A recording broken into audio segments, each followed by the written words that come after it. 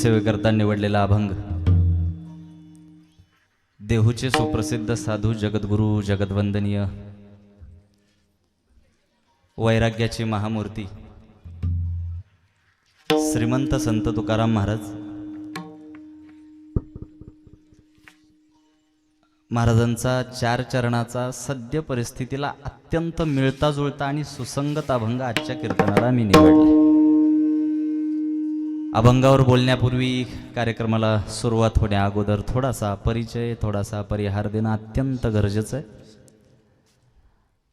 आजच्या कार्यक्रमाचं निमित्त औचित्य जरी उपस्थितांना ठाऊक असलं तरी सांगणं वक्त्याचं प्रधान कर्तव्य ठरतं. या न्यायानं सांगायचं झालं तर आपल्या खिलारी परिवारातील सर्वांना हवंसं वाटणारं मधाळ स्वरूपाचं व्यक्तिमत्व कैलासवासी अरुणा गोपाळा खिलारी या मातेच्या पुण्यस्मरणानिमित्त खिलारी परिवारानं आजच्या कीर्तनाचं आयोजन केलं. खऱ्या अर्थानं मला कौतुक एका गोष्टीचं वाटतं की समाजात वाईट गोष्टींना प्रोत्साहन देणारे बरेच कार्यक्रम पाहायला मिळतात. समाजात वाईट गोष्टींना प्रोत्साहित करणारे बरेच कार्यक्रम आयोजित केलेले पाहायला मिळतात. पण पुण्यस्मरणानिमित्त उपस्थितांना संत साहित्याचे विचारच ऐकायला मिळावे त्यासाठी कीर्तन ठेवणाऱ्या खिलारी परिवाराचं आम्ही कौतुकच केलं पाहिजे.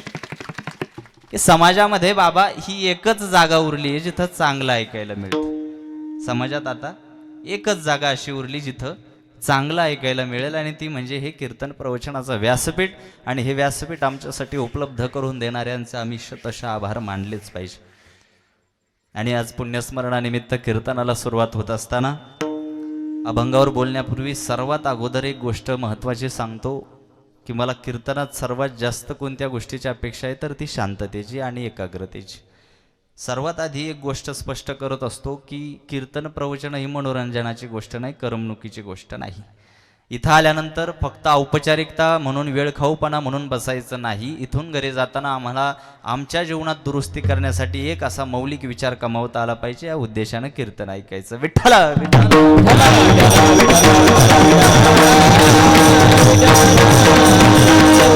मला तुमची शांतता हवी आहे ज्यासाठी मी सांगत असलेल्या अभंगाचा अर्थ तुमच्या पचनी पडेल. कीर्तनाला निवडलेला अभंग जगद्गुरु तुकोबारायांचा. बारकाईनं ऐका बाबा. जवळपास 4,500 आसपास तुकोबांचे अभंग उपलब्ध आहेत.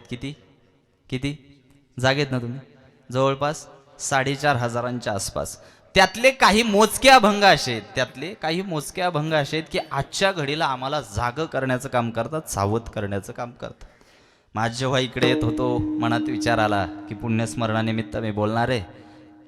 बऱ्याच प्रदीर्घ काळानंतर आता लोक पुन्हा कीर्तन प्रवचन ऐकायला लागली आहेत, एकत्र यायला लागली आहेत. मग कोणत्या विषयावर बोलावं तेव्हा तुकोबांचा हा अभंग जो आजच्या परिस्थितीला अत्यंत मिळता जुळता तो अभंग मला आठवला. आता तरी पुढे हाची उपदेश नका करू नाश आयुष्याचा. विठ्ठल विठ्ठल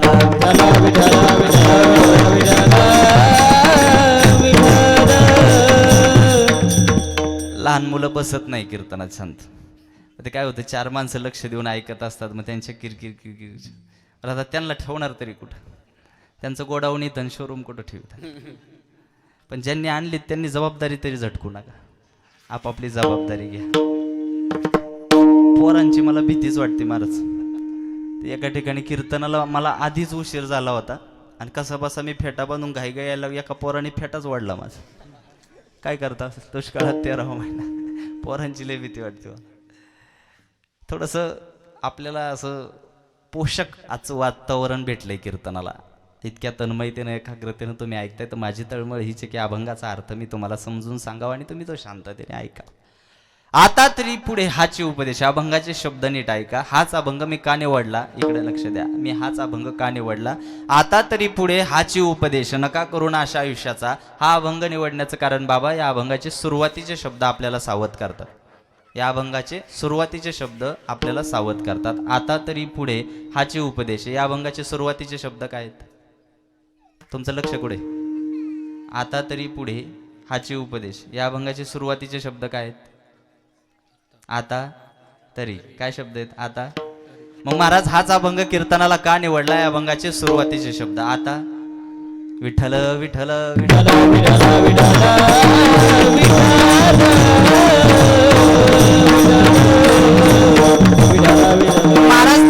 आत्ताच सांगितलं 4,500च्या आसपास तुकोबांचे अभंग उपलब्ध आहेत. मग हाच अभंग का निवडावा असा वाटला? इकडे लक्ष द्या. अभंगाचे सुरुवातीचे शब्द आता तरी. मग हाच अभंग का निवडला हा अभंग आजच्या कीर्तनाला? याचं कारण अभंगाचे सुरुवातीचे शब्द आता तरी. बरं महाराज, तुम्ही आता तरी म्हणताय, नेमकं झालंय काय झालंय सांगू? गेल्या 1.5-2 वर्षाच्या काळात कोरोना महामारीनं थैमान घातलं होतं. ठाऊके काही देशात आम्ही बातम्यांना पाहिलं असेल, काही देशात माणसं जाळायला पुरायला जागा शिल्लक नव्हती. इतक्या लाखोंच्या संख्येनं माणसं मरण पावली. मग माझा मुद्दा काय? एवढी लाखोंच्या संख्येनं माणसं आम्ही कोरोनाच्या काळात मरताना दगावताना पाहिली. मग एवढी लाखोंच्या संख्येनं माणसं दगावून सुद्धा परमेश्वरानं आज आमचा नंबर जिवंत राहणाऱ्यांमध्ये लावला. ही परमेश्वराची आमच्यावर सर्वात मोठी कृपा आहे. आमचा नंबर कशात लावला? जिवंत राहणाऱ्यांमध्ये. बरं मग महाराज काय झालं? आम्हाला ठाऊक आहे आमचा नंबर जिवंत राहणाऱ्यांमध्ये लावला. अरे बाबा, एवढ्या लाखोंच्या संख्येनं माणसं दगावली तरी देखील परमेश्वरानं तुमचा नंबर जिवंत राहणाऱ्यांमध्ये लावला. म्हणून तुकोबा म्हणतात आता साधे दाखलेत माझ्या इथं महिला वर्ग आहे. घरात एखादं 5-10 वर्षाचं पोरग असतं, पाहुणे आल्यानंतर ती माता माऊली त्या पोराला म्हणते, तू जरा आतल्या खोलीत जाऊन बस, मला पाहुण्यांचं चहा पाणी करू दे, गोंधळ घालू नको, मस्ती करू नको. आता पोरग काय केले? ऐकत नाही, गोंधळ घालतं, मस्ती करतं. मग आई काय करते? एक बिस्किटाचा मोठा डबा घेते, अशी त्याच्या समोर आपटते, म्हणते आता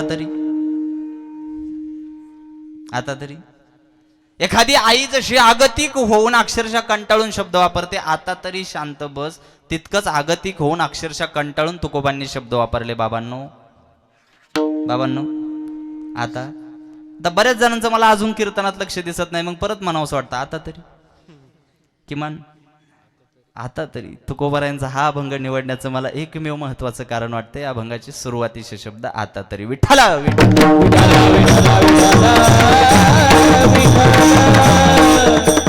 तुकोबांकडे काही वारकरी गेले बाबा, तुकोबांकडे काही वारकरी गेले आणि त्यांनी विचारलं, एवढ्या कोरोना महामारीच्या भयानक प्रकोपातून देवानं आम्हाला वाचवलं, आम्हाला जिवंत ठेवलं. मग तुकोबा, जर आम्ही या रोगराईतून वाचत असू, जिवंत राहत असू, तर आमच्यासाठी तुमचं काय मार्गदर्शन आहे? तेव्हा तुकोबा म्हणाले, आता तरी पुढे हाची उपदेश. आता तरी. इथून मागे जे झालं ते झालं, पण किमान मागे झाले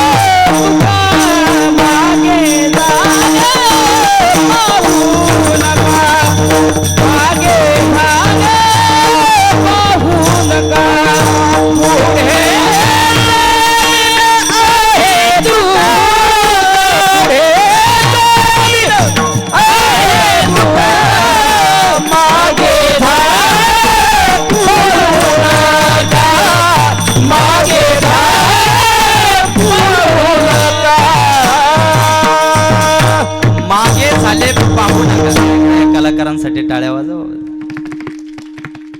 टाळ्या बघा ना, 10 रुपयाला एक टाळ्या असल्याने. एखाद्याचं कौतुक करताना कसं कौतुक केलं पाहिजे. ही मंडळी आपला घर प्रपंच बाजूला ठेवून संप्रदायाच्या वाढीसाठी इकडे फिरत असतात. त्यांचं कौतुक करताना टाळ्या जोरातच वाजल्या पाहिजे. आणि बसल्या जागी तेवढं तर आम्ही करू शकतो. बरं, आमच्या टाळ्या कीर्तनात जोरात वाजतच नाही, म्हणून तुकोबा म्हणाले आता रेंज आली. आता मागे झाले पाहू नका, पुढे जामे नाही तुका. जे झालं ते झालं. इथून मागे नाही आम्ही कीर्तन लक्ष देऊन ऐकली आई. इथून मागे नाही महाराजांनी सांगितलेला अभंगाचा अर्थ समजून घेतला. इथून मागे नाही घरातून बाहेर पडताना कपाळी गंध लावण्याचा विचार केला, गळ्यात तुळशीची माळ घालण्याचा विचार केला. इथून मागे जे झालं ते झालं, पण किमान आता तरी. महाराज तुम्ही म्हणताय आता तरी झालंय काय? आता तरी म्हणायला, अरे बाबांनो, एवढी लाखोंच्या संख्येनं माणसं मारताना आम्ही पाहिली ना. बरं, जी माणसं कोरोनाच्या काळात दगावली ती कोणी परग राहून आली होती का? कोण होती ती? आपल्याच नात्यातली, आपल्याच घरातली, आपल्या तालुक्यातली, आपल्याच माहितीतली, आमच्यासारखी हाडामासाची जिवंत माणसं आम्ही उघड्या डोळ्याने किड्या मुंग्यांसारखी मरताना दगावताना पाहिली. म्हणून तुकोबा म्हणतात, ती वेळ पुन्हा येऊ नये म्हणून आता तरी. आता तरी इथून मागे जे झालं ते झालं. मला तुकोबांच्या प्रतिभेतला हा गुण सगळ्यात जास्त आवडतो बरं का महाराज. तुकोबांची काव्य प्रतिभा जर आपण पाहिली, अभ्यासाचा विषय, तुकोबांची काव्यरचना कधीची आहे? 450 वर्षापूर्वीची. कधीची? 450 वर्षापूर्वीची. पण आजच्या घडीला सुद्धा जशास तशी तंतोतंत लागू होती. तुकोबारायांचं खास वैशिष्ट्य आहे, खास वैशिष्ट्य. अहो आम्ही परवा कोणती भाजी केली होती आमच्या लक्षात राहत नाही, पण 450 वर्षापूर्वीची काव्यरचना तुकोबारायांची अभंग आजही आजच्या घडीला जशास तशी. मला सांगा, साधे साधे दाखलेत माझे. कोरोना कधी आला? एवढ्या झोपले काय? कोरोना कधी आला? एवढ्या 2 वर्षात. आणि महाराजांचा अभंग कधीचा आहे? पण आजच्या घडीला सुद्धा जशास. एका पोरानं बाबा आपल्या बापाजवळ जरा विचित्र हट्ट धरला, जशास तसं. कसं असावं? एका पोरानं आपल्या बापाजवळ हट्ट धरला की मला असं वाद्य आणून द्या जे कुणीच वाजवलं नसन. आता असं कोणतं वाद्य? आता मृदंग आणावा तर तो बनवताना सुद्धा थोडाफार वाजवावंच लागतं. हार्मोनियम आणावी तर ती बनवताना सुद्धा थोडीफार वाजवावीच लागते. असं कोणतं वाद्य जे कुणीच वाजवलं नाही? बाप 4 राज्य फिरला, त्याला ते वाद्य मिळे ना. शेवटी गाडी लावली रस्त्याच्या कडेला, डोक्याला हात लावून उभा राहिला. तिथून एक मेंढपाळ चालला होता. कोण चालला होता? मेंढपाळ चालला होता. मग त्या मेंढपाळाने पाहिलं साहेब डोक्याला हात लावून बसले. त्याने विचारलं काय झालं? म्हणले पोरानं जरा विचित्र हट्ट धरलाय. काय हट्ट धरलाय? जे त्याला असं वाद्य पाहिजे जे कुणीच वाजवलं नाही. एवढंच ना आहे माझ्याकडं. मेंढपाळाने लक्षात घेतलं अशी मागणी करणारा पोरगा काय सुदबाद. मग त्याने ठरवलं जशास जशास म्हणलं हाय माझ्याकडं वाद्य, चला म्हणला वस्तीवर देतो सकाळी. मग मुक्काम केला. त्याला वाटलं एवढं राज्य फिरलोय चारण थोडाफार एक मुक्काम केला म्हणून काय झालं. मेंढपाळाने ठरवलं आता जशास. मुक्काम केला, सकाळ झाली आणि मग त्या साहेबांनी मेंढपाळाला विचारलं तुम्ही म्हणले होते वाद्य देतो, मग कुठे वाद्य? म्हणले 10 मिनिटं थांबा घेऊन आलो. त्याने एक मडकं घेतलं. काय घेतलं? मडकं कळतं ना? मडकं घेतलं आणि बाबळीकडे गेला आणि बाबळीवर असा मधमाशांचा पोळा होता, डंख मारणाऱ्या मधमाशा, लाल माशा. तर सगळ्या मधमाशा त्या मडक्यात भरल्या आणि वरून गाठण मारून घेतली आणि दिलं त्याला नेऊन. म्हणलं हे पोराला नाही वाजवायला. म्हणलं हे वाजणारच. म्हणले वाजवायचं कसं काय? नुसता फटक्या टाकायचं. आतमध्ये काय होतं? पोराला नेऊन दिलं. पोराने फटक्या टाकला, भुंग भुंग भुंग. त्याला काय माहिती आतमध्ये काय? म्हटलं बाबा असं वाद्य पाहिलंच नाही मी, काय वाजत आहे. पोरग खुश, बाप खुश. पोराने घेतले मित्र बोलून. सांगतोय काय जशास. पोराने घेतले जोडीदार बोलून. बरं आता पोराचे जोडीदार काय सांप्रदायिक नव्हते, ते शाहरुख खानच्या पोरावानी. एक उदाहरणच झाले. ते आली जोडीदार मंडळी आली.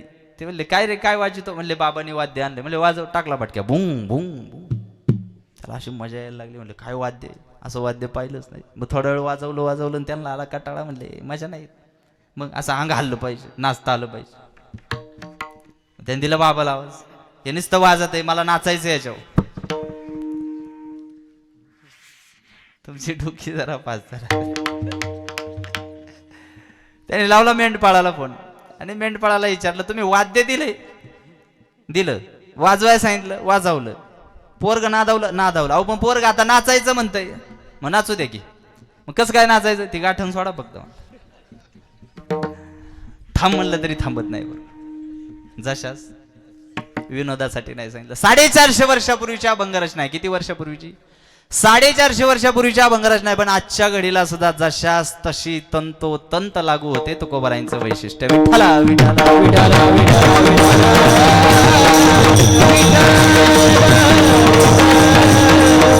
450 वर्षापूर्वीची अभंगरचना आहे. पण आज कोरोनाच्या महामारीतून आम्ही जिवंत राहिलो. मला कधी कधी गमतीनं प्रश्न पडतो की एवढी लाखोंच्या संख्येनं माणसं दगावली, चांगली चांगली माणसं गेली बाबा. मला प्रश्न पडतो की देवानं आपल्यालाच जिवंत ठेवला असा आपण काय दिवा लावलाय?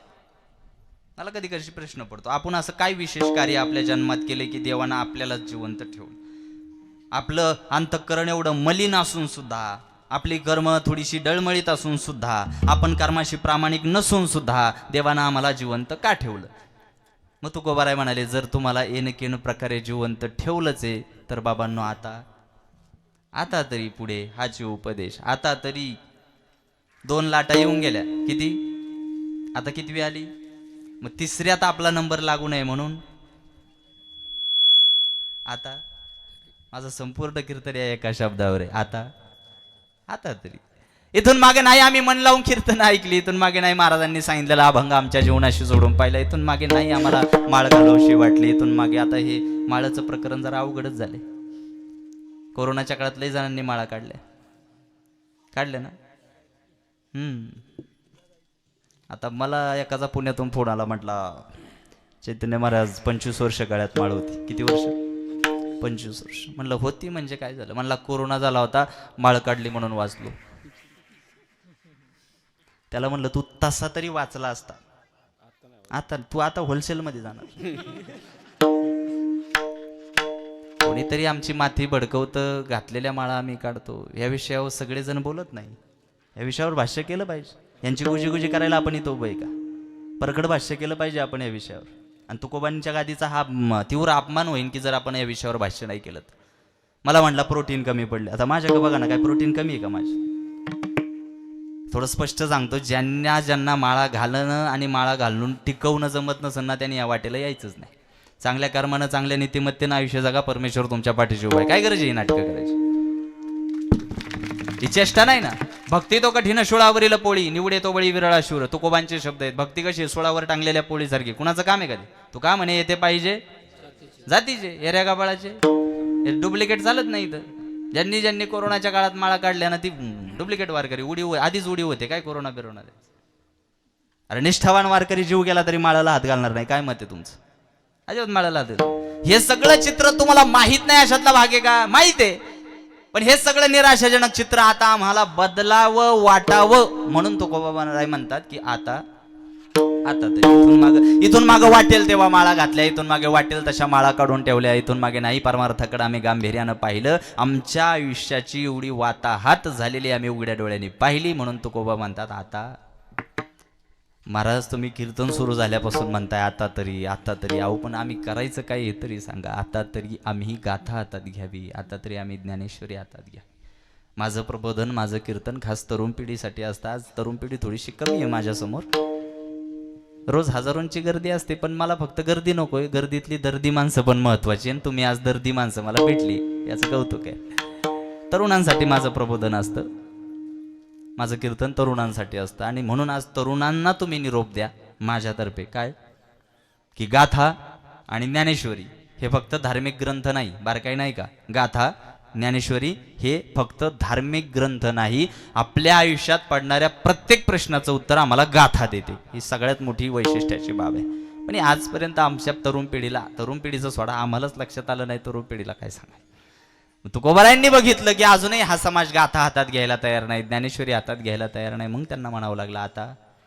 काही वारकरी तुकोबांकडे गेले, तुकोबांना विचारलं की एवढ्या कोरोनाच्या काळातून देवानं आम्हाला वाचवलंय, मग आमच्यासाठी सद्य परिस्थितीला तुमचा काय सल्ला, काय मार्गदर्शन? सर्वात महत्वाचा सल्ला तुकोबांनी अभंगाच्या प्रथम आता तरी पुढे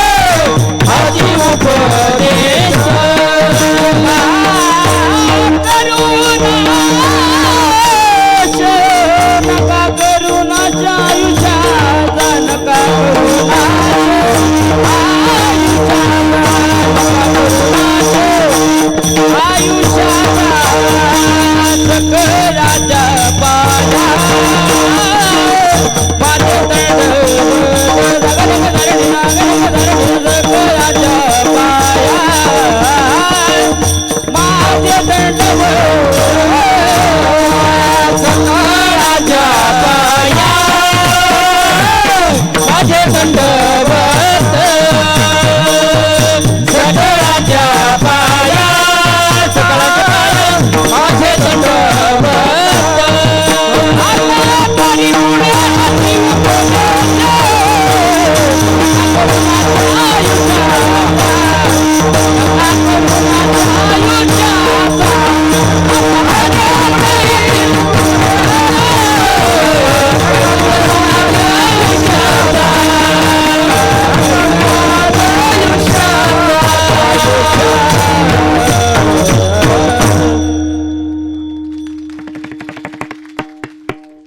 आता तरी पुढे हाची उपदेश आता तरी आम्ही जोरात टाळ्या वाजवाव्या आता तरी आम्ही गळ्यात माळा घालाव्या आता तरी आम्ही कपाळी बुक्का लावावा आता तरी आम्ही आमच्या हिंदू धर्म संस्कृतीचं रक्षण करावं आता तरी आम्ही सदाचरण आयुष्य जगावं.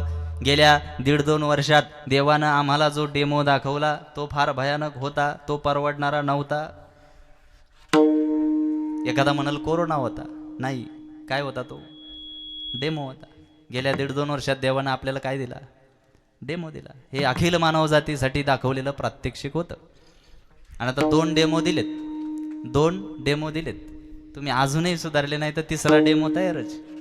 सारखी तारीख सांगा त्यात, दिवाळीनंतर, दसऱ्यानंतर. यांना तारखा कशा काळात येत? काय मेसेज येतोय का 3ऱ्या लाटेचा?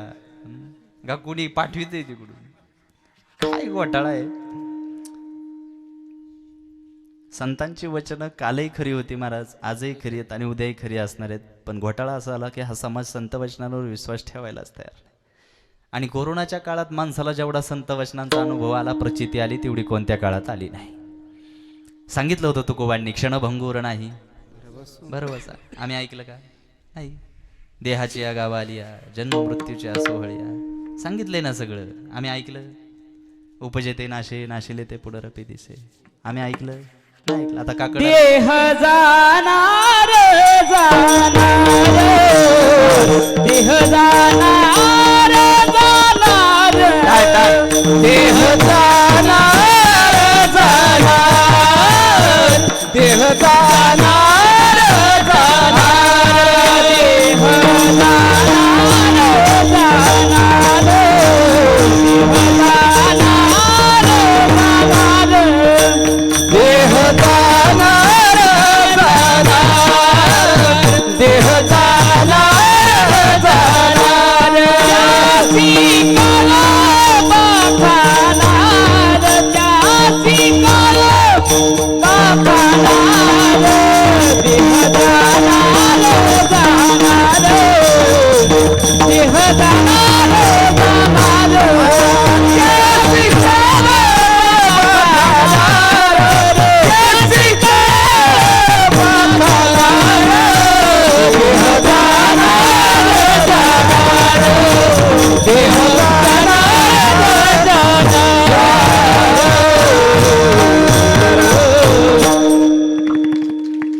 एकट्याने सरकार पाडलं राव तुमचं.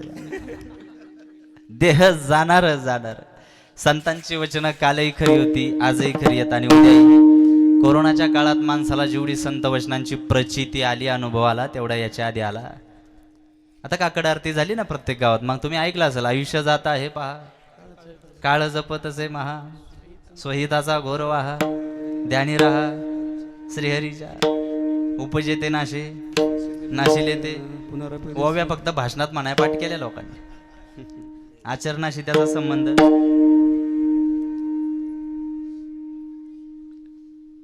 देह जाणार सगळं सांगितलंय ना, कशाचा भरोसा नाही.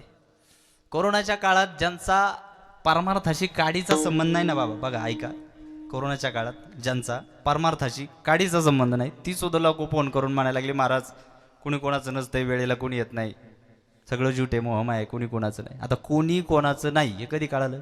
एवढ्या कळू येईल अंत काळी प्राणतयानाचे वेळी राहती निराळी रांडा पोरे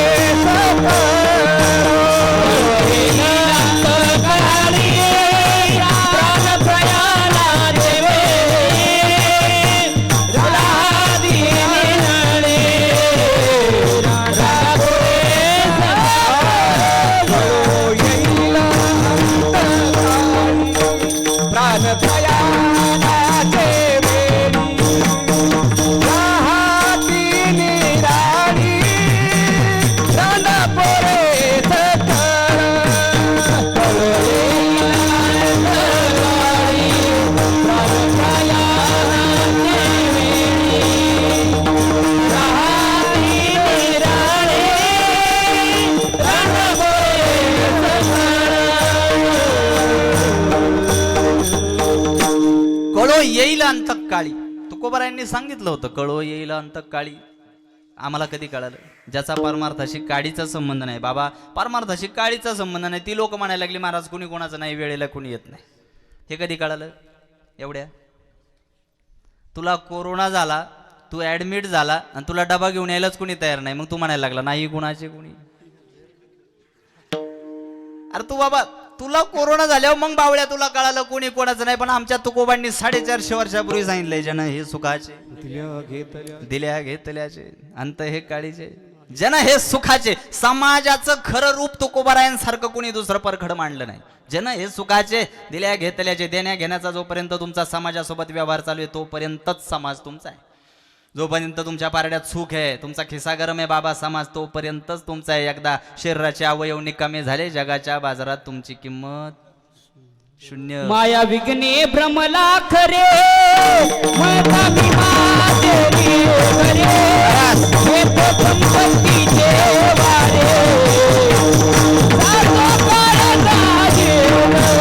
माया विघ्ने भ्रमला खरे मता विमातेरी खरे हे तो संपत्तीचे वारे सातो करता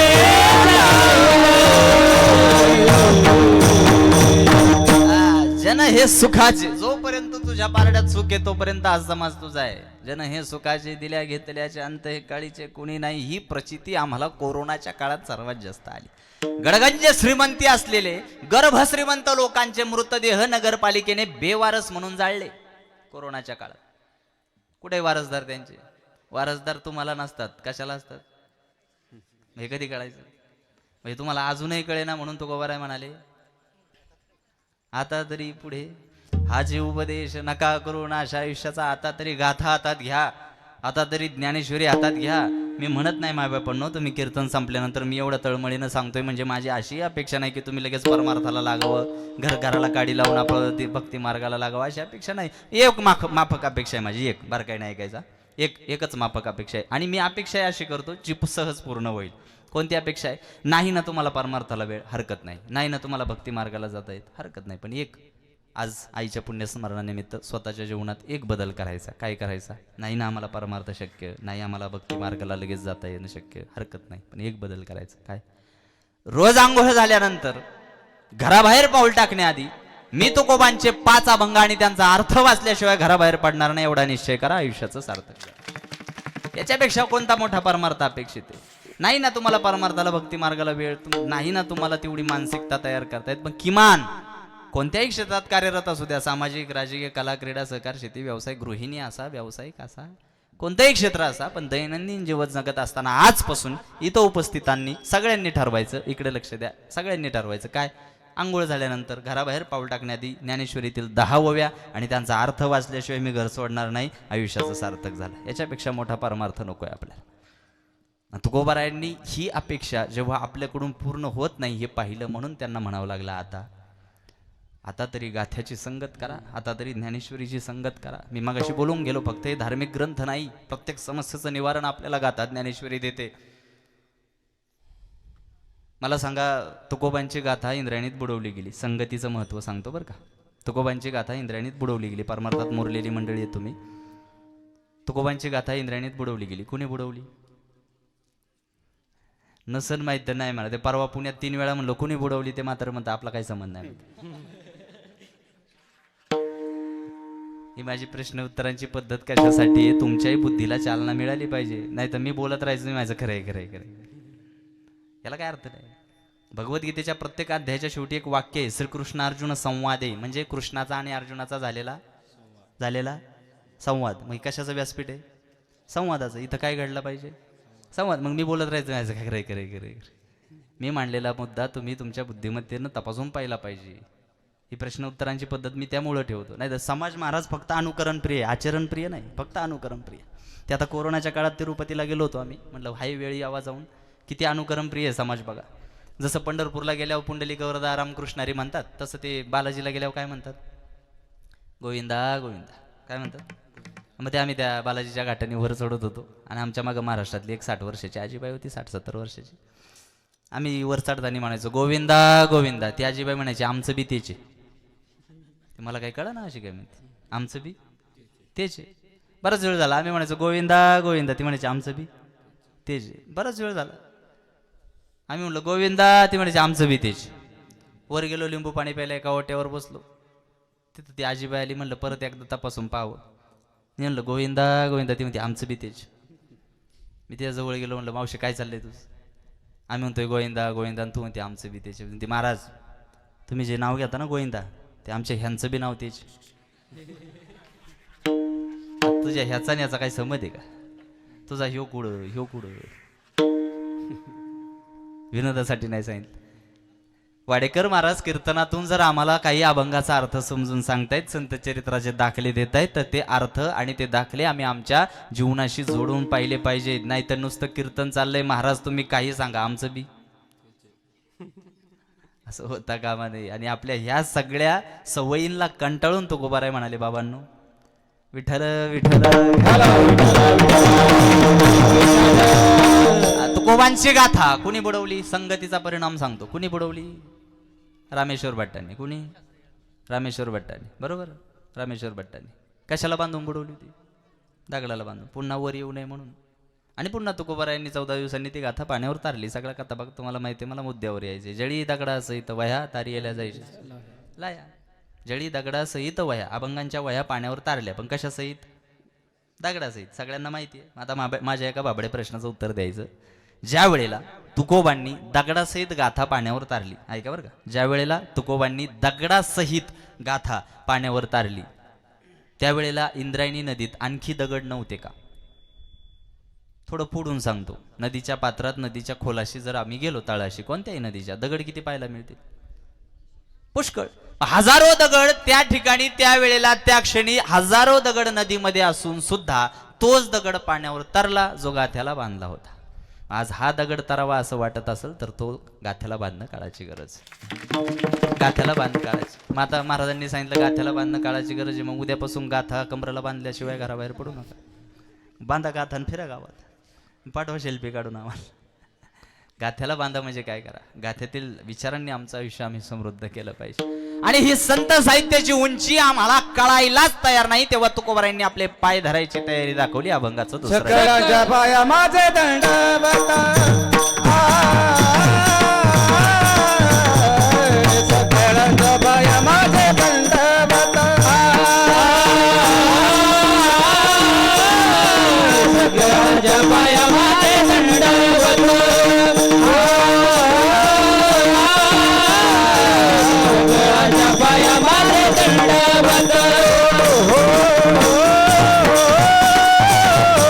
सकळांच्या पाया माझे दंडवत,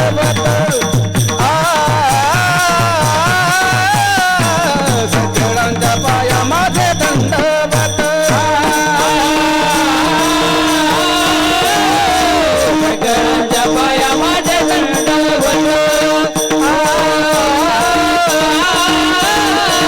सकळांच्या पाया माझे दंडवत.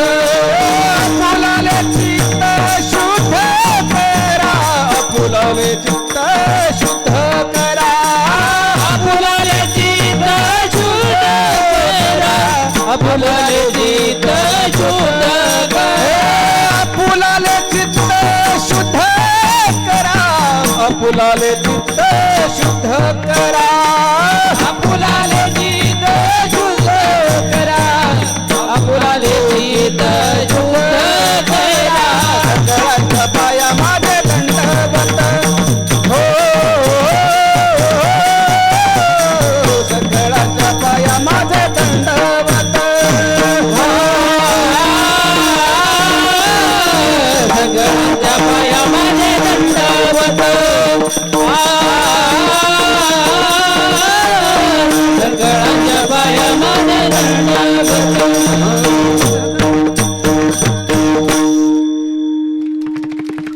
बसल्या बसल्या एवढं तरी काम आणलं.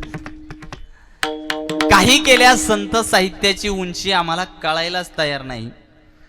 एवढा महाभयानक निसर्गाचा प्रकोप आम्ही उघड्या डोळ्यांनी पाहिला, तरी देखील आम्ही गाथ्यातील तत्व अंगीकारायला तयार नाही, ज्ञानेश्वरी हातात घ्यायला तयार नाही. तेव्हा तुकोबारायांनी हे सगळं चित्र पाहिलं आणि अक्षरशः पाय धरायची तयारी दाखवली. सकळांच्या पाया माझे दंडवत. तुकोबारांसारख्या महात्म्यानं तुमच्या माझ्यासारख्याच्या पायावर दंडवत घालावं एवढी आपली पात्रता, एवढी आपली पात्रता. ऐकताय ना? शुद्ध मराठीत सांगू का? एवढी आपली लायकी. मराठी भाषेचं सौंदर्य काय. आता हे आमचे महाराज एवढ्या उत्कृष्ट पद्धतीनं मृदंग वाजवतात, म्हणजे ते मृदंग वाजवण्यासाठी काय लायक आहेत, काय काय लायक आहेत. तेवढा उत्कृष्ट पद्धतीनं मला मृदंग वाजवता येणार नाही, मग मी काय नालायकी काय शिवी नाही ना. तुम्ही काय घाबरत? हा शब्द प्रयोग आहे, लायक नालायक. तुकोबांनी आपल्या पायावर दंडवत घालावं एवढी आपली लायकी नाही, पण तरी सुद्धा दंडवत घातलं. सकळांच्या पाया माझे दंडवत. कशासाठी महाराज? तुम्ही कशासाठी म्हणताय सकळांच्या पाया माझे दंडवत? काय स्वार्थ आहे तुमचा? वैयक्तिक स्वार्थासाठी कुणी पाया पडतं. निवडणूक आली की सगळी पाया पडतात, पण तुकोबाराय पाया पडतात. काय स्वार्थ होता? सकळांच्या पाया माझे दंडवत. कशासाठी? आपुलाले चित्त शुद्ध करा. कशासाठी? आपुलाले. आता इथं घोटाळा झाला. माझी तळमळ एकच असते की अभंगाचा अर्थ तुम्हाला कळावा. इथं घोटाळा असा झाला, तुकोबारांनी अशी जागा शुद्ध करायला सांगितली जिथं सगळ्यात जास्त कचरा करून ठेवला. काय शुद्ध करायला सांगितलं? हाय का मोकळं? ट्रॅफिक झाली इथं सगळी. साधे साधे दाखलेत माझ्या. ते तर महिला वर्ग आहे. एखादा माहेरचा पाहुणा यायचा असला ना, हे दिवसभर घराची साफसफाई करतात. एखादा माहेरचा पाहुणा यायचा असेल तर हे सकाळपासून घराची साफसफाई करतात. माझं म्हणणं काय, दीड दमडीचा पाहुणा यायचा म्हणून तुम्ही दिवसभर घराची साफसफाई करताय. जगाचा बाप ज्या हृदयात येऊन राहणार आहे ते हृदय सुद्धा स्वच्छ करा ना. ते हृदय सुद्धा स्वच्छ.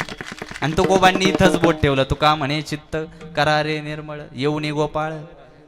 कोण येऊन राहणार आहे तिथं? गोपाळ. कोण गोपाळ? डेपुटी म्हणा आमचं बी. अरे आपल्या ह्या सगळ्या सवयींना कंटाळून तुकोबा म्हणाले सकळांच्या पाया माझे दंडवत. बाबा तुम्हाला एखाद्या घाईच्या कामाला बाहेर जायचे, तुम्हाला तुमचा एकटा बालमित्र घरी आला, तुम्ही त्याला मज मानताय की बाबा मला जरा घाई आहे, तू नंतर ये. मग तो उठायच तयार नाही, मग तुम्ही काय करता? हात जोडीत. बरं हात जोडूनही तो जायला तयार नाही, मग तुम्ही काय करता?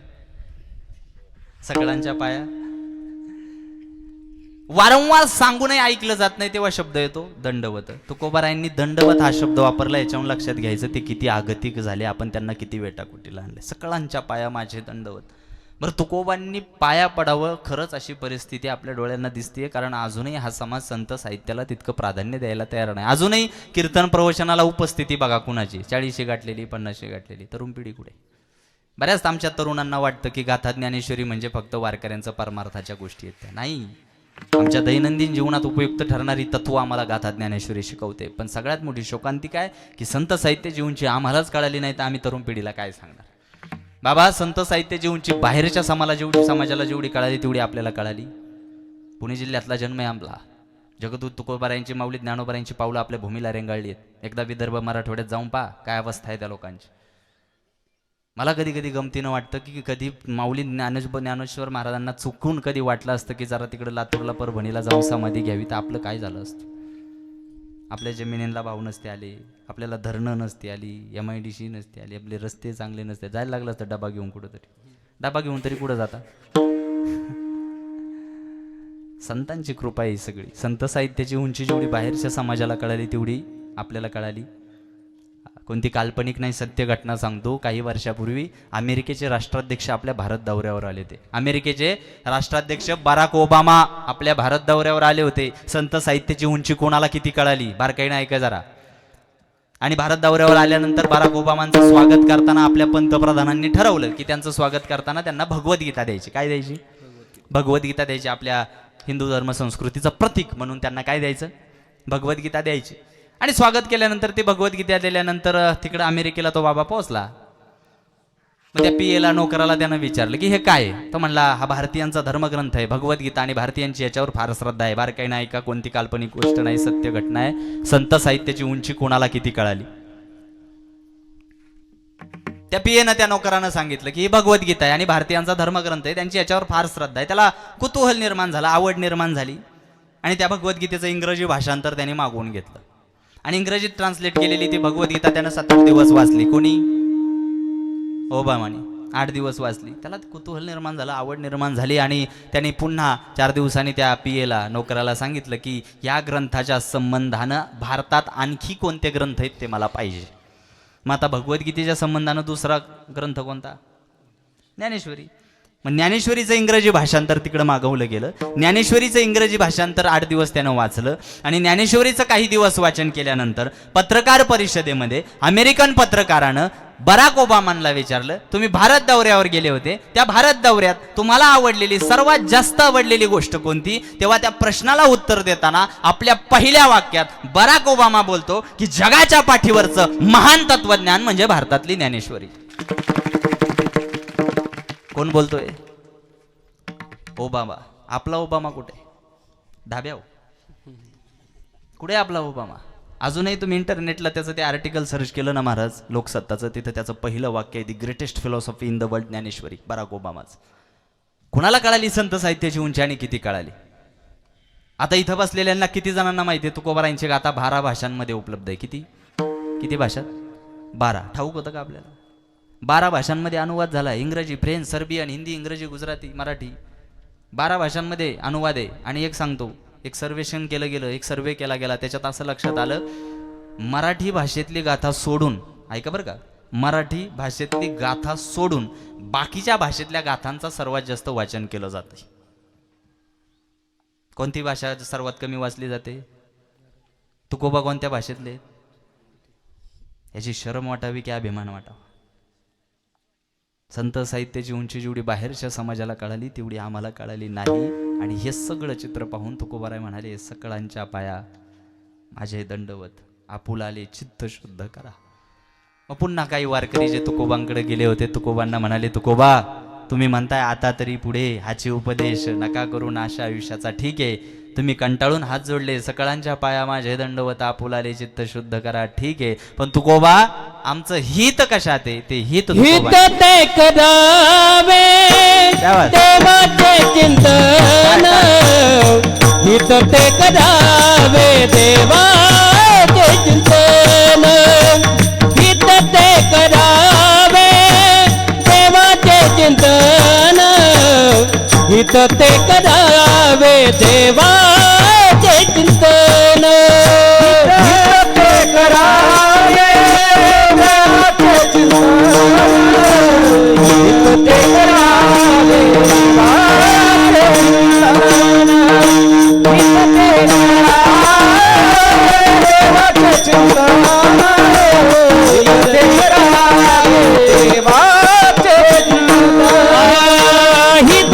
ते करावे देवाचे चिंतन, हित ते करावे देवाचे चिंतन,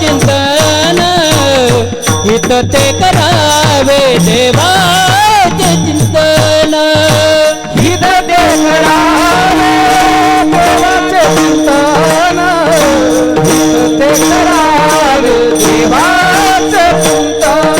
हित ते करावे देवाचे चिंतन, हित ते करावे देवाचे चिंतन, करनिया मना एकविध,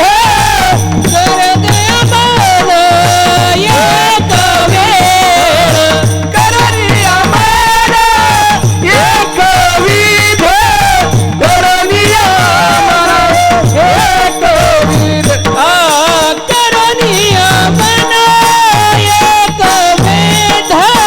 करनिया मना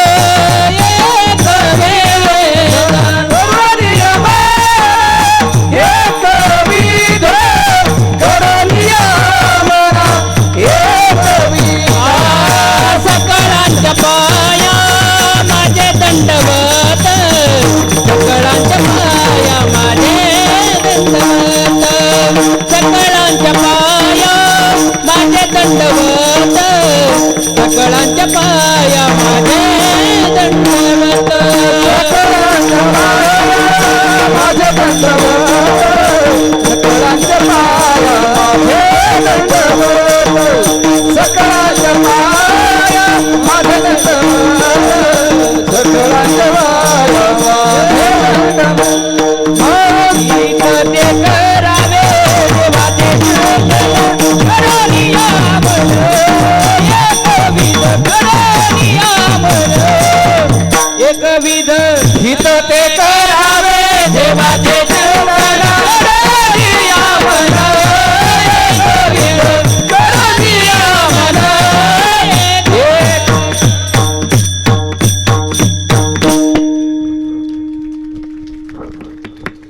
आमचं हित कशात आहे तुम्ही म्हणताय आता तरी पुढे कीर्तन सुरू झाल्यापासून ऐकतोय आता तरी पुढे हाची उपदेश सगळं खरं आहे महाराज पण आमचं हित कशात आहे हित ते करावे देवाचे चिंतन बरं चिंतन करा पण कसं करा करून या मन एकविध आपल्यालाही चिंतन करता येतं पण आपल्या चिंतनात आणि संतांच्या चिंतनात फार फरक आहे आता आजही आपल्याला कीर्तन परंपरेपणे भजन करायचंय त्यांच्या भजनातला आणि आपल्या भजनातला तुम्हाला फरक सांगतो सगळ्यांनी ताट बसायचे आणि दोन्ही हात वर करायचे दोन्ही मला वाटलं नाही ऐकायचे तुम्ही वा वा वा वा क्या बात दोन्ही हात वर करायचे असं भजन झालं पाहिजे साक्षात पांडुरंग परमात्मा सुद्धा भजनात येऊन नाचला पाहिजे असं भजन पाहिजे दोन्ही हात आपापलेच करा तर ती मावशी दुसऱ्या बाईचा हात ओढीत आहे दोन्ही हात वर करायचे ताट हात वर करायचे हातवर माग काही डिस्काउंट आहे का हा वा वा वा तुम्ही घ्या ना हात यांचे तुम्ही काय हातवर केले एकाचा जरी मला हात खाली दिसला त्याच्या घरी मुक्का म्हणजे आज माझा हातवर हातवर हातवर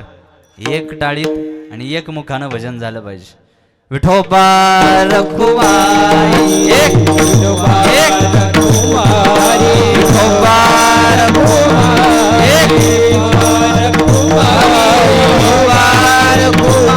टाळी टाळी टाळी हा हरिदेव विठोबा रखुमाई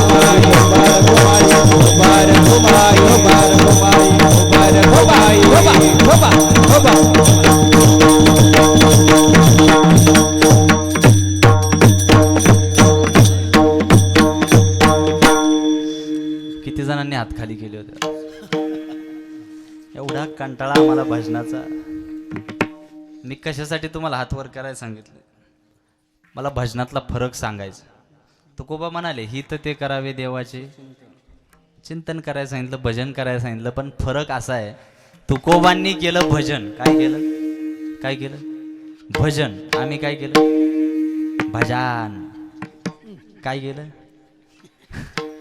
डिफरन्स बिटवीन भजन अँड भजन हा फरक समजून घ्यायचा तुकोबांनी काय केलं बोला ना काय केलं झालं लई वेळ त्रास नाही माझा तुम्हाला काय केलं तुकोबांनी भजन आम्ही काय केलं अरे काय ही अवस्था तुकोबारांनी आपली पाहिली आणि त्यांनी सांगितलं खऱ्या अर्थानं हित व्हावं असं वाटत असेल तर देवाचं चिंतन करा हित ते करावे देवाचे चिंतन पण कसं करून या मन एकविध त्या भजनामध्ये एकविधता एकनिष्ठता असली पाहिजे इकडे लक्षात फार कमी वेळ आहे माझ्याकडे आता भजनामधली भक्तीमधली एकविधता एकनिष्ठता काय असावी आज आपल्या आईंच्या पुण्यस्मरणानिमित्त कीर्तन आहे थोड्या माईनं प्रेमानं या कुटुंबानं हा कार्यक्रम हा कीर्तन सोहळा आयोजित केलाय तर त्यातून काहीतरी शिकून आम्ही घरी जाऊ किती या मातेवर सर्वांचं प्रेम असेल मला खरंच कौतुक वाटतंय आणि आमच्या बाबांकडे पाहून तर मी चेहऱ्याकडे पाहूनच सांगतो बाबांनी फार जीव लावला असं आईला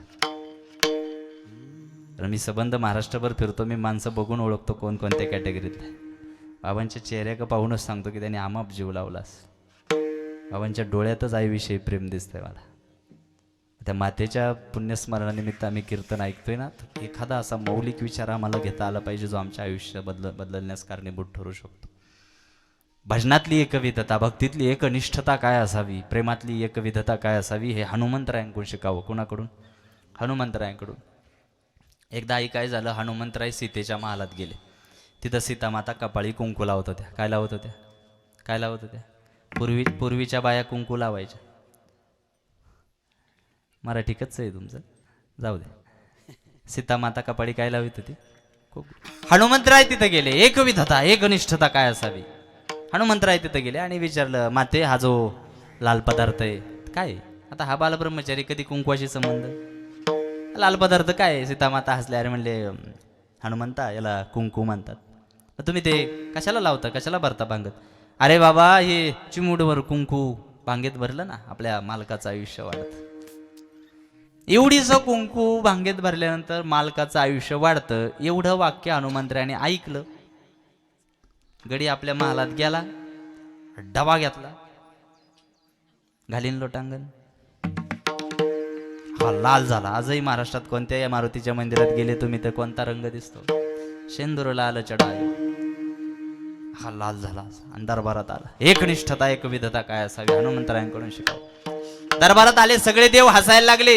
अरे काय अवतार करून घेतलाय याना, असा लाल झालाय ना, कशिकांत लाल झालाय. रामप्रभू जवळ आले, म्हणले हनुमंत अरे काय उद्योग करून घेतला?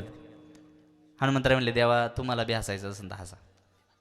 नाही मी नाही हसणार बाबा, पण ही हसते त्यांना उत्तर द्यायला लागेल ना. देव हसले नाही. देवाला माहिती होतं की हनुमंतरायाने हा उद्योग केलाय, माहिती त्याच्या मागं काहीतरी. मनोजवम मारुत तुल्य वेगम जितेंद्रियम बुद्धिमत्ताम वरिष्ठम. काय वर्णन केले हनुमंताचं? बुद्धिमत्ताम वरिष्ठम म्हणजे काय? बुद्धिमंतांमध्ये वरिष्ठ मानलं गेलंय त्याला. मग जो बुद्धिमंतांमध्ये वरिष्ठ आहे तो असा विचारानं काय करील का? नक्कीच काहीतरी कारण. रामप्रभू म्हणले, काय कशासाठी अवतार केलाय आज? अरे देवा तुम्हाला बी हसायचं. अरे नाही हसत बाबा, पण काय कारण काय? देवा मी सीतामातेच्या माला दिलो. बरं मग? ते त्या काहीतरी लाल घेऊन बसले. म्हटलं मग? मी विचारलं काय? बरं मग? ते म्हणले कुंकू आहे. बरं मग?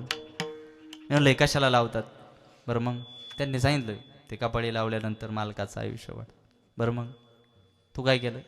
काय नाही देवा, महालात गेलो, अख्ख्या अंगाला कुंकू फासून घेतलं, गुडघे टेकवले आणि विश्वाच्या विधात्याला प्रार्थना केली की चिमूटभर कुंकू काय, आयुष्यभर अख्ख्या अंगाला कुंकू फासून फिरेल, माझा राम नजरेआड होता कामा नये. माझा राम नजरेआड होता कामा नये. चिमूटभर कुंकू काय, अख्ख्या अंगाला कुंकू फासून फिरेल, माझा राम माझ्या नजरेआड होता कामा नये. ही एकविधता, ही एकनिष्ठता हनुमंतरायांकडून आम्ही शिकावी.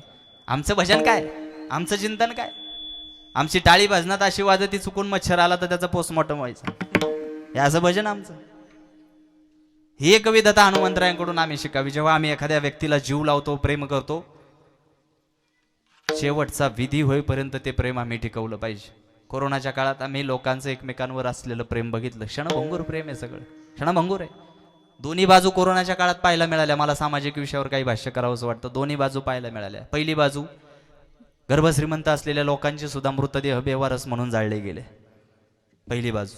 आणि दुसरी बाजू, खिशात कवडी नसताना सुद्धा कित्येक जणांनी कोरोना होऊ नये आपल्या सख्ख्या माणसाचा हात सोडला नाही. हेच तुकोबारायांचे संस्कार आहेत. मी कितीतरी लोक अशी पाहिली आहेत की भावाला कोरोना झालाय, बापाला कोरोना झालाय, आईला कोरोना झालाय, दवाखान्यातून हल्ले नाही, होऊ दे झाला मला कोरोना, होऊ दे, हात सोडला नाही, आणि त्यांनाही झाला नाही कोरोना. हे ज्ञानोबा तुकोबारायांचे संस्कार आहेत आमच्यावर. तुम्हाला वाटत असेल पैसा संपत्ती, 400 बंगलो बांधला, 4 व्हीलर गाडी आली, रिटायरमेंटला पैसे ठेवले म्हणजे आयुष्याचं सार्थक झालं. कोंबडी खात नाही पैशाला. जर्मनीमध्ये एक माणूस मोठा उद्योगपती वारला कोरोनाच्या काळात. त्याच्या बायकोनं काय केलं, रस्त्यावर आली आणि तिजोरीतलं सगळं पैसे, सगळ्या नोटा अशा रस्त्यावर उधळत होती. खरी गोष्ट ही, खरी घटना आहे. मग पोलिसांनी तिला विचारलं, काय येड लागले का, पैसे कशाला उधळी ती रस्त्यावर? तिने सांगितलं की माझा नवरा जेव्हा शेवटचे श्वास मोजत होता, एवढ्या उद्योग क्षेत्रात त्याने मोठं नाव केलं, बिझनेसमॅन म्हणून वावरला, पण जेव्हा शेवटचे श्वास मोजत होता त्याने मला सांगितलं की किमान तिजोरीत असलेला पैसा तरी वर हवेत उधळून टाक आणि लोकांना हे कळू दे की पैसा आपल्याला कधी कळायचं. ज्या ज्ञानोबा तुकोबारायांचे संस्कार कीर्तनातून आम्ही करावं असं वाटतं आम्हाला, त्या ज्ञानोबा तुकोबारायांकडे सुद्धा काही कमी, जयाची द्वारी सोन्याचा पिंपळ दारात आहे, अजून कोणती संपत्ती पाहिजे. बऱ्याच जणांना वाटतं की तुकोबाराय भोळसट होते, तुकोबारायांचे हाल झाले, तुकोबाराय साधू होते. अरे साधू जरी होते, जगाला जरी तत्ववेत्ते म्हणून ते समोर आले, तरी त्यांच्याकडे संपत्ती कमी नव्हती, कमी नव्हती. तुकोबारायांनी आपली गहाण खतं बुडवायला काढली ना, गहाण खतं इंद्रायणीत त्यांच्याकडं गहाण खतं जी होती लोकांची ती बुडवायला काढली ना, 14 पोती भरली होती बाबा. किती? आमच्या कार्टेच्या वरच्या खिशात 2000ची गुलाबी नोट आली की ते असं छाती काढून चालत, मुस्काड आणा होते. काय आपल्याकडे आणि दुसरा पुरावा, तुकोबारायांचं जेव्हा दुसरं लग्न ठरलं ना, तेव्हा पुणे प्रांतातले, महाराष्ट्रातले सर्वात श्रीमंत सावकार म्हणून ओळखले जाणारे गुळवे सावकार, त्यांनी आपली एकुलती एक पोर तुकोबांना दिली. याच्यावरून ओळखायचं तुकोबाराय किती श्रीमंत होते. काय तुमच्या माझ्याकडं, पण तरी सुद्धा स्वतःला बसायला पोतं शिल्लक ठेवलं नाही, कारण त्यांनी सांगितलं होतं क्षणभंगूर. अरे आज पांढरे शुभ्र कपडे घालून आमच्या शेजारी बसलेला माणूस उद्या आम्हाला पाहायला मिळेल की नाही याची शाश्वती. आणि याची सर्वात मोठी प्रचिती आम्हाला कोरोनाच्या काळात आली. म्हणून तुकोबाराय म्हणतात, आता तरी पुढे हाची उपदेश, आता तरी आम्ही गाथेचं वाचन घरात सुरू करावं, आता तरी आम्ही या लहान लहान मुलांच्या गळ्यात तुळशीची माळ घालावी, त्यांना व्यसनांपासून मांसाहारापासून अलिप्त ठेवावं, आता तरी आम्ही घराला संप्रदायाच्या चौकटीत बसवावं, आता तरी आम्ही जरा सदाचरण आयुष्य जगवा, आता तरी आम्ही अहंकार कमी करण्याचा विचार करावा, आता तरी आम्ही हेकेखोरपणा सोडण्याचा विचार करावा, आता तरी आम्ही अधो अपंगांच्या उपयोगी पडण्याचा विचार करावा, आता तरी हिंदूचं धर्म संस्कृतीचं पालन करण्याचा विचार करावा. तुकोबा म्हणाले, आता तरी पुढे हाची उपदेश. आणखी बऱ्याच सामाजिक विषयावर मला भाष्य करायचे, पण बऱ्याचदा काय होतं महाराज, आपण जेवढ्या आवडीनं सांगत राहतो, ऐकणारे तेवढ्या आवडीनं ऐकतायत की हे बघावं लागतं. बऱ्याच जणांच्या नजरासारख्या गाड्याला काही मला माहिती. पण आता काय होतं, तत्त्वज्ञान सुद्धा तितकंच पाजावं जेवढं झेपण. एखादी आई जसं बारीक बाळ औषध घेत नसलं की मग त्याला गोंजारून नादवून त्याला औषध पाहिजे, तसं आता माझं काम चाललंय तुम्हाला गोंजारून ते करावंच लागतं. तर परवा मी डॉक्टरांकडे गेलो होतो, जरा थकवा आल्यामुळे इंजेक्शन घ्यायला. मग ते डॉक्टर इंजेक्शन देताना मला म्हणायला लागले, काय चैतन्य महाराज आज कुठे, उद्या कुठे, परवा कुठे. त्यांना काय करायचं, मी कुठं उलाटलो तरी फक्त इंजेक्शन देताना कळलं नाही पाहिजे, नाद व्हायचं फक्त. हे तत्वज्ञान पाजताना थोडंसं गोंजारून घ्यायला लागतं. सगळीकडे श्रोतावर्ग हुशार भेटत नाही बाबा, आणि ज्याला श्रोतावर्ग असा जाणकार भेटला ना तो नशीबवानच. माऊली ज्ञानोबा ज्ञानेश्वरीत म्हणतात, वक्ता तो वक्तानो हे श्रोते निविन, श्रोत्यांशिवाय वक्त्याला अर्थ नाही. श्रोते जाणकार पाहिजे. सगळीकडे जाणकार श्रोतेवर्ग मिळत नाही. आता एवढं सुई पडली तरी आवाज येईल इतकी शांतता तुम्ही ठेवली, खऱ्या अर्थानं मला तुमचं कौतुक वाटतं गड्या. एवढा जाणकार श्रोतावर्ग सगळीकडे भेटत नाही. एका ठिकाणी कीर्तनाला गेलो, तिथली लोक म्हणली, महाराज आम्ही सांगन तो विषय घ्यायचा कीर्तनाला. म्हणलं कोणता? म्हणले विनोदाचं तत्वज्ञान. विनोदाचं तत्व. म्हणलं असला कसला विषय? बरं म्हणलं असा अवघड विषय दिलाय म्हणजे लोक काहीतरी हुशार असतील, कीर्तनाची आवड असेल. कशाचं काय? विनोदाचं तत्वज्ञान मांडायला लागलो, 10 मिनिटं लाईट गेली मंदिरात. किती मिनिटं? 100 90 पडून गेली. मग ती 10 पोरं उरली होती बाबासमोर, 10. मग मी त्यांचं कौतुक केलं, म्हणलं अख्खं गाव पळून गेलं, तुम्ही नाही उठले, तुमच्यासाठी कीर्तन करणार मी. असा श्रोतावर्ग पाहिजे, अशी आवड पाहिजे. अख्खं गाव उठून गेलं, तुम्ही नाही उठले. त्यातलं एक पोरग उठलं, म्हणलं महाराज आम्ही जाणार तरी कुठं, आम्ही झोपायच मंदिरात असतो. आता काय डोकं फोडायचं काय? सगळीकडे जाणकार श्रोतावर्ग. मी मगाशी सांगितलंय संवादाचं व्यासपीठ आहे. इथं वक्ता जितका सुज्ञ असेल तितका सुज्ञ श्रोतावर्ग असला पाहिजे. आणि आज माझं भाग्य पडायला आलं. संबंध महाराष्ट्रावर फिरत असताना मला नुसती गर्दी अपेक्षित नसते. माझ्या समोर असणारी गर्दी, त्यात काही माणसं दर्दी सुद्धा असावी, ज्यांना माझ्याने मुखातून निघालेला शब्द कळावा. खऱ्या अर्थानं आज जाणकार श्रोतावर्ग मला मिळाला. म्हणून मायबापांनो, शेवटी एक गोष्ट सांगतो, बारकाई नाही का, आम्हाला नाही पारमार्थ जमला, नाही भक्ती मार्गाला वेळ देता आला, हरकत नाही. अभंगाची उजळणी आपल्याला आवश्यक आहे. आता तरी पुढे हाची उपदेश, नका करू नाश. ठीक आहे तुकोबा, ऐकलं आम्ही तुमचं. सकळांच्या पाया माझे दंडवत, आपुलाले चित्त शुद्ध करा. आम्ही ऐकलं तुमचं. हित ते करावे देवाचे चिंतन, करून या मन एकविध. आम्ही ऐकलं. पण तुकोबा, अहो आम्हाला कामधंदा आहे, व्यापार आहे, प्रपंच आहे. तुकोबा म्हणाले व्यापार करा, पण ज्याच्यात लाभ होईल असं बसतात. पुढे म्हणजे जी पुढे येऊन बसतात ती कोण असते? ते तुम्हाला नाही बरं. व्यापारी आले, आता इटवटवीत राहावे म्हणून चिमटे घ्यायला लागतात मध्ये मध्ये. व्यापारी आले, कुठे येऊन बसले? पुढे येऊन बसले. प्रपंच किती मस्तकात घर करून बसलाय. कीर्तन असं रंगात आलं होतं, व्यापारी पायापाशी येऊन बसले. म्हणला बसले तर बसू द्या. असे ढेर वाढलेला व्यापारी होता मारवाडी, बसला पायापाशी बसला. कीर्तन असं जोशात चाललं होतं, भजन थांबलं आणि मला असा खालून महाराज व्हायब्रेशनचा आवाज आला, गुरगुर गुरगुर. ते खाली बघितलं तर आगडी झोपला ना कीर्तनात येऊन. पण म्हणलं थकला असेल व्यापारी, दमला असेल, झोपू द्या. प्रपंच किती आमच्या मस्तकात, झोपू द्या. बरं या बाबाचं झोपण्यावर नाही ना भागलं, ह्याला स्वप्न पडलं. तुम्ही म्हणता स्वप्न त्याला पडलं आणि तुम्हाला कसं कळालं? सांगतो ना कसं कळालं. माणूस दिवसभर जे करतो तेच त्याच्या स्वप्नात येतं. मग हा कशाचा व्यापारी होता? कपड्याचा. मग ह्याच्या स्वप्नात आला बस्ता. काय बस्ता कळतो ना? जिथं खात नाही आपण खासता त्याला म्हणायचं बस्ता आला स्वप्नात. आणि असं वरबाप आला त्याच्याकडं कडाक कपडे घालून, मला धोतर पाहिजे. कुठं चाललंय सगळं? तुम्ही ध्यानावे ना. कुठं चाललंय? बसत्यात. बसता कुठे? स्वप्नात. स्वप्न कोणाला पडले? व्यापारी कुठे? कीर्तनात कुठे? आले जाग्यावाले तुम्ही इथं बसलाय. अरे धोतर पाहिजे. शेठजींनी धोतराची जोडी दिली त्याला.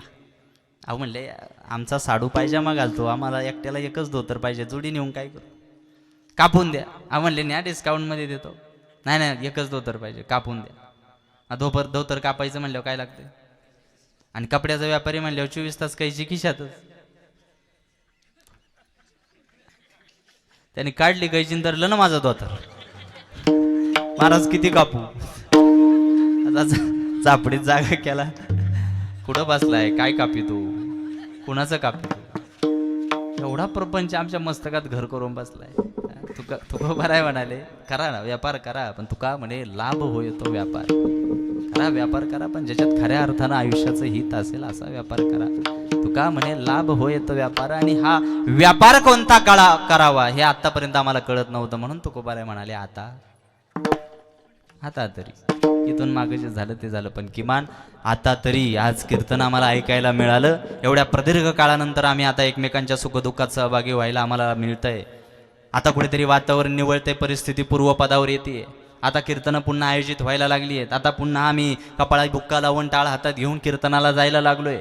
मग सुदैवानं आम्हाला पुन्हा कीर्तन ऐकायला मिळतंय ना, तर याचा फायदा आम्ही करून घेतला पाहिजे. आता तरी आम्ही येणाऱ्या काळामध्ये आमच्या घरात वारकरी संप्रदायाच्या विचारांची शुद्धरी आणली पाहिजे. येणाऱ्या काळात आता तरी आम्ही मुलांना व्यसनापासून गुन्हेगारीपासून अलिप्त ठेवलं पाहिजे. फार भयानक वातावरण आहे. माझं कीर्तन संपूर्ण विसरले तरी हरकत नाही बाबांनो, पण शेवटचा हा संदेश विसरू नका. वैचारिक प्रदूषण एवढं भयानक वाढलंय. आपली तरुण पिढी व्यसनांच्या आणि गुन्हेगारीच्या एवढी अधीन होताना आपल्याला पाहायला मिळते. आताच्या तरुण पिढीला बाबा ज्ञानोबा तुकोबा आदर्श वाटत नाही, कोणता तरी केस वाढलेला भाई त्यांना आदर्श. फार चुकीचं आकर्षण वाढलेलं आहे तरुण पिढीला. आणि ह्या सामाजिक विषयावर भाष्य करणं आज काळाची गरज आहे. परवा मी महाराज पिंपरी चिंचवडच्या आमच्या आयुक्त कार्यालयात होतो. साहेबांनी मला सांगितलं की पुणे जिल्ह्यात जेवढे गुन्हे घडले जातात त्यातल्या 90% गुन्ह्यांमध्ये 17 वर्षाच्या आतली पोरं आहेत. किती वर्षाचे?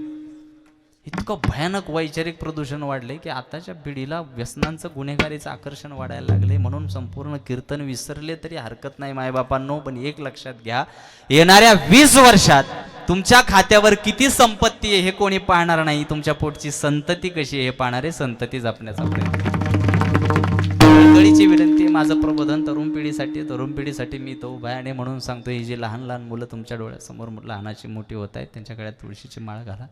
वारकरी संप्रदायाचे विचार त्यांच्या जीवनात देण्याचा प्रयत्न करा. एकाने जरी ठरवलं की माझ्या घरामध्ये मी वारकरी संप्रदायाच्या ज्ञानोबा तुकोबारायांच्या विचारांनी आयुष्य जगण्याचा पायंडा पाळील, खऱ्या अर्थानं आजच्या कार्यक्रमाचं सार्थक झालं. पुनश्च एकदा आज ज्या मातेचं पुण्यस्मरण आपण या ठिकाणी पूर्ण करतोय, कैलासवासी अरुणा खिलारी, आज बाबांनी मला इतक्या मायेनं आणि प्रेमानं निमंत्रण दिलं. आताच्या धावपळीमध्ये माझं इकडे येणं कदापि मला शक्य वाटलं नव्हतं, पण बाबांनी 2-3 वेळा फोन करून या कार्यक्रमाचं स्वरूप मला समजून सांगितलं की अतिशय आपुलकीनं आम्ही असा कार्यक्रम आयोजित करतोय. आणि मलाही वाटलं की जेव्हा आता बऱ्याच प्रदीर्घ काळानंतर कीर्तनं लोक ऐकायला लागली आहेत, कुठंतरी आपल्याला हे कार्यक्रम आयोजित करता येत आहेत, तर आपण संत साहित्याचे विचार मांडण्यासाठी तिथं गेलं पाहिजे. आणि त्या संबंधानं तुमच्या सर्वांच्या दर्शनाचा लाभ झाला. खेड तालुक्यातील भामचंद्र डोंगराच्या पायथ्याशी बसलेलं भांबोली माझं गाव, चाकण MID शेतला माझा जन्म आहे. तुम्हाला परिचय असावा म्हणून सांगितलं. परत तिसरी लाट आली, परत मी तुमच्या पुढे येतोय का नाही काय माहिती. पण एक सांगतो, तिसऱ्या लाटेत आपण जाऊ किंवा अजून 50 वर्षाने जाऊ, कोणाचा तळतळाट घेऊन जायचं नाही, एवढं लक्षात ठेवा. कोणाचा तळतळाट घेऊन जायचं. कोरोनाच्या काळात एवढं जरी माणूस शिकला तरी भरपूर झाला. आणि म्हणून येणाऱ्या काळामध्ये या खिलारी परिवाराकडून समाजाची, मातापित्यांची यथोचित सेवा घडावी, त्यांच्या येणाऱ्या पिढीकडून राष्ट्राची सेवा घडावी. त्यांची मुलं आज मी पाहतोय उच्च शिक्षित आहे, बऱ्याच सामाजिक कार्यामध्येही ते भाग घेताना रस घेताना मला पाहायला मिळत आहेत. खऱ्या अर्थानं उत्कृष्ट साऊंड आणि मंडपी व्यवस्था, त्यांचे आभार. मृदंगवादक, गायनाचार्य सर्वांचे मनस्वी आभार. तुमच्यामुळं माझं सरकार 2 तास टिकलंय. तुमची पुन्हा कधी भेटण्याचा योग आला तर मी माझं भाग्य समजेन. आणि या सर्वांच्या उपस्थितीमध्ये जो श्रोतावर्ग मला लाभला आहे तो अतिशय जाणकार आणि सुज्ञ आहे आणि त्यांचंही मी आभार मानतो. या सर्वांच्या एकत्रितपणानं एकोप्यानं कार्यक्रमाला लाभलेलं सौंदर्य हे नक्कीच कौतुक करण्यासारखं आहे. मी अधिकसा माझ्या वाणीला ओघ न देता येणाऱ्या काळामध्ये या परिवाराकडून समाजाची यथोचित सेवा घडावी आणि परमेश्वराची कृपा सदैव या कुटुंबावर असावी आणि कीर्तनातून मांडलेला एक जरी विचार तुम्ही तुमच्या आचरणात आणावा अशी माफक अपेक्षा ठेवतो. माझ्या वाणीला पूर्ण विराम देतो. ज्ञानेश्वर